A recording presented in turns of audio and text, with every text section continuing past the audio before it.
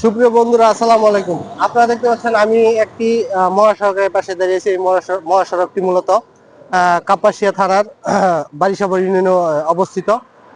এই মহাসড়কের পাশে এরকম অনেক ছোট ছোট দোকান পাবেন। এই ছোট ছোট দোকানে এই কাপাসিয়া অঞ্চলের উৎপাদিত আনারসগুলো এখানে বিক্রি করা হয়। এখান থেকে আপনারা আনারস কিনে নিয়েও যেতে পারবেন। যদি আপনারা কেউ এই অঞ্চলের আনারসের স্বাদ গ্রহণ করতে চান, তাহলে এখানে কেটে কেটে দেওয়ার ব্যবস্থা আছে। আপনারা এখানে দাঁড়িয়ে থেকে একদম বাগানের ফ্রেশ তরতাজা আনারসের স্বাদ আপনারা গ্রহণ করতে পারবেন।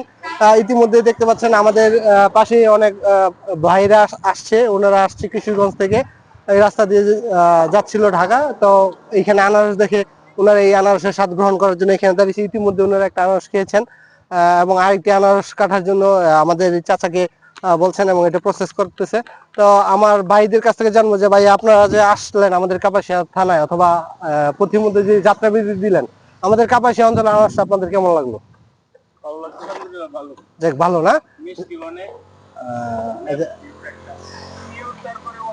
একদম ফ্রেশ। হ্যাঁ, সেটাই। একদম বাগান থেকে উঠে উঠে আনা আনারস। যাক, আপনারা শুনলেন আমাদের ভাইরা বললো আমাদের কাপাসিয়া অঞ্চলের আনারস আসলেই খুবই মিষ্টি এবং খুবই রসালো। যদিও আমরা জানি টাঙ্গাইলের মধুপুর অঞ্চল আনারস চাষের জন্য বিখ্যাত।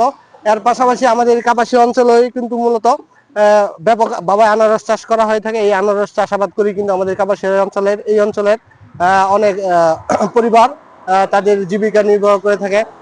এই আনারস কিন্তু এইখানকার স্থানীয় চাহিদা পূরণ করেও কিন্তু দেশের বিভিন্ন অঞ্চলে চলে যায় মানুষের এই রসালো ফলের স্বাদ গ্রহণ করার জন্য। এবং আমাদের এই কাপাসিয়া অঞ্চলের যে আনারস, এটা প্রকৃতপক্ষে খুবই মিষ্টি এবং সুস্বাদু। আপনাদের সবার প্রতি আমন্ত্রণ রইল, যদি কখনো আমাদের এই কাপাসিয়াতে আসেন, আপনারা অবশ্যই আমাদের এই অঞ্চলের আনারসের স্বাদ গ্রহণ করতে ভুলবেন না।